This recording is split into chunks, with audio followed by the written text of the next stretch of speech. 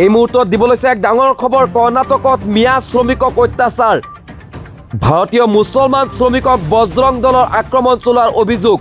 বাংলাদেশী বুলি অপবাদ দি নিৰ্মম প্ৰহাৰ কৰে ভাৰতীয় প্ৰকৃত মুছলমানক। উজনি অসমৰ পিছত এইবাৰ বহিৰাজ্যত কাম কৰিব যোৱা মুছলমান শ্ৰমিকক অত্যাচাৰ চলোৱাৰ অভিযোগ উত্থাপন হৈছে। বহিৰাজ্যত বজৰং দলৰ একাংশ হিন্দু নেতাই কাম কৰিব যোৱা মিয়া মুছলমান শ্ৰমিকক অত্যাচাৰ চলোৱাৰ অভিযোগ উত্থাপন হৈছে।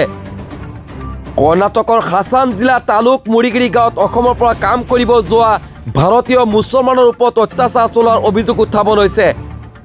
প্ৰকৃত ভাৰতীয় নথি পত্ৰ দেখুওৱাৰ পিছতো আৰক্ষীৰ সন্মুখতেই ভাৰতীয় মুছলমানৰ ওপৰত অত্যাচাৰ চলোৱাৰ অভিযোগ উত্থাপন হৈছে বজৰং দলৰ একাংশ নেতাৰ বিৰুদ্ধে। এই ঘটনাৰ পিছতেই সমগ্ৰ হাছান জিলাতে এক উত্তপ্ত পৰিস্থিতি বিৰাজ কৰিছে। পুনৰ জনাইছোঁ এই ডাঙৰ খবৰ। কৰ্ণাটকত অসমৰ মিয়া মুছলমান শ্ৰমিকৰ ওপৰত অত্যাচাৰ চলোৱাৰ অভিযোগ উত্থাপন হৈছে। কৰ্ণাটকৰ হাছান জিলাৰ মুৰিগিৰি গাঁৱত অসমৰ পৰা কাম কৰিব যোৱা ভাৰতীয় মুছলমান শ্ৰমিকৰ ওপৰত বজৰং দলৰ একাংশ সদস্যই নিৰ্মম আক্ৰমণ চলোৱাৰ গুৰুত্বপূৰ্ণ অভিযোগ উত্থাপন হৈছে। অভিযোগ অনুসৰি শ্ৰমিকসকলক বাংলাদেশী অপবাদ দি প্ৰকৃত ভাৰতীয় নাগৰিক হোৱাৰ নথি পত্ৰ দেখুওৱাৰ পিছতো আৰক্ষীৰ সন্মুখতেই প্ৰহাৰ কৰাৰ অভিযোগ উত্থাপন হৈছে। ঘটনাটোৱে উজনি অসমৰ পিছত এইবাৰ বহিৰাজ্যত কাম কৰিব যোৱা মিয়া মুছলমান শ্ৰমিকসকলৰ নিৰাপত্তাক লৈ গভীৰ প্ৰশ্ন উত্থাপন কৰিছে।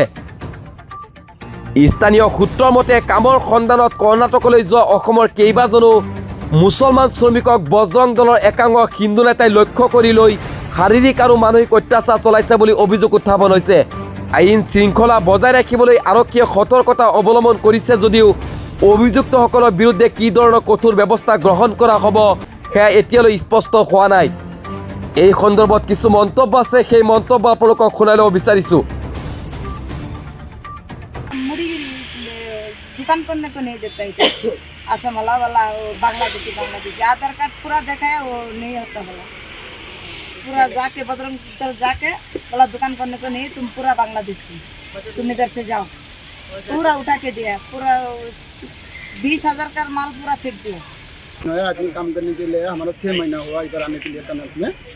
तो बोल रहे हैं तुमको बोरा का सीजन मिलते है, तुम बोलो हम 2 kg लेता है। हम बोला सर हमको मालूम नहीं, ऐसा बोलता है तो हमको मारता है। बोल तुम किधर से मिलता है बोल, ऐसे बोल के मार के हमको लेके आता है। ನಾವು ಇಲ್ಲಿ ಕರ್ನಾಟಕ ಬಂದ ಮೇಲೆ ಈಗ ನನ್ನ ಮೇಲೆ ಆ ಥರ ವೈರಲ್ ಮಾಡಿದ್ದಲ್ಲ, ಅದು ನನ್ನ ಮೊದಲೇ ನಿನ್ನೆ ಇವ್ರು ಹೆಂಗೆ ಮಾಡಿದ್ದೆ, ನಮಗೆ ಬಾಂಗ್ಲಾದೇಶಿನಿಂದ ವೈರಲ್ ಮಾಡಿದ್ದೆ, ಇದು ಸೋಷಿಯಲ್ ಮೀಡಿಯಾ ಎಲ್ಲ ಕೊಟ್ಟು ಆಯಿತು. ಈಗ ನಾನು ಅಲ್ಲಿ ಇದು ಎಲ್ಲ ಇದು ಸ್ಟೇಷನಿಗೆ ಹೋದ ಮೇಲೆ ನಮ್ಮದು ಎಲ್ಲರೂ ಚೆಕ್ ಮಾಡಿ ನಮ್ಮದು ಭಾರತದಿಂದ ನನ್ನ ಭಾರತಿನ ಜನ ಅದು ಇದು ಆಯಿತು. ಆದಮೇಲೆ ಈಗ ನೋಡಿ ನಮಗೆ ವೈರಲ್ ಆಗಿದೆ, ಎಲ್ಲಿ ಬೇಕಾದ್ರೂ ಹೋಗಿದ್ರೆ ಎಲ್ಲರೂ ಕೇಳ್ತಾನೆ ನಮಗೆ, ಯಾಕೆ ಹೇಳಿ ನೀನು ಬಾಂಗ್ಲಾದೇಶಿಂದ ಬಂದಿದ್ದೀರಾ, ಅದು ನಮಗೆ ಸೇಫ್ಟಿ ಮಾಡೋಕ್ಕೆ. ಈಗ ನಾನು ಭಾರತಿನ ಜನ ಇದ್ದರೆ ಅದಕ್ಕೆ ಭಾರತಿನ ಜನಂದು ನಮಗೆ ವೈರಲ್ ಮಾಡಬೇಕು, ಇಲ್ಲಂತೆ ನೀವು ಏನೋ ವಿವೇಚನ ಮಾಡ್ತೀರಾ ಮಾಡಲಿ ಅಂತ. भारत का आदमी है हम लोग, इधर कर्नाटक काम करने के लिए आया। 6 महीने हुआ इधर हम लोग सिंगल का लड़का लोग पूरा सप्ताह काम किया। वो शुक्रवार को हम लोग का छुट्टी दिया, वो छुट्टी का उधर हम लोग मार्केट में आया। कल मार्केट में आया, मार्केट में आते हैं तो वो लोग रास्ता से मेरे को पकड़ के लेके गया, रास्ता से मेरे को मारने के लिए मारते लेके गया। लेके जाके बोला तुम आधार कार्ड देखो।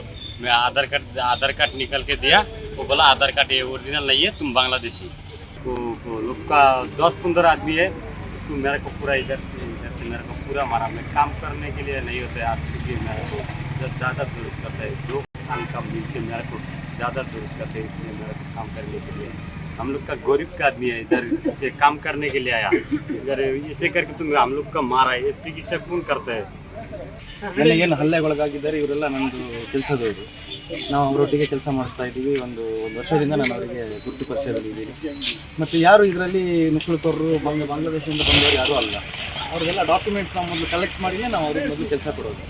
ಕಲೆಕ್ಟ್ ಮಾಡಿದ ಮೇಲೇ ಅವ್ರು ಯಾವುದು ಏನು ಯಾವ ಊರು ಅವ್ರದ್ದು ಏನು ಎಲ್ಲ ಮಾಹಿತಿ ತೊಗೊಂಡ ಮೇಲೆ ನಾವು ಅವ್ರಿಗೆ ನಾವು ಬಾಂಗ್ಲಾದೇಶ ಆಗಿದ್ರೆ ನಮಗೆ ಜೈಲಿಗೆ ಕೊಟ್ಟಿದ್ದ. ನಮಗೆ ಬಾಂಗ್ಲಾದೇಶ ಹೇಳಿ ಮತ್ತೆ ನಮಗೆ ಸುಮಾರು ಟಾರ್ಚರ್ ಕೊಟ್ಟಿದ್ದೆ. ನಮ್ಮದು ಮಿಷಿನ್ ಅಂತ ಒಂದು ಒಲ್ಲಿ ಬಟ್ಟೆ ಹೊಲಿಯಕ್ಕೆ ಒಂದು ಮಿಷಿನ್ ಇತ್ತು, ಅದ್ರದ್ದು ಬೇಲ್ ಕಟ್ ಮಾಡಿ ಮತ್ತೆ ಮಿಷಿನ್ ಹಿಂಗೆ ಜಾರ್ಕ್ ಮಾಡಿ ಮೇಲೆ ಹತ್ತಿದ್ದೆ. ಮತ್ತೆ ನಮಗೆ ಸುಮಾರು ಟಚರ್ ಮಾಡಿದೆ. 20 ಜನ ಪ್ರಶ್ನೆ ಮಾಡ್ತಾರೆ, ಇದು ಹೇಳೋ ನೀನು ಊರು ಎಲ್ಲಿ, ಹಿಂಗೆ ಹೇಳ್ತಾರೆ.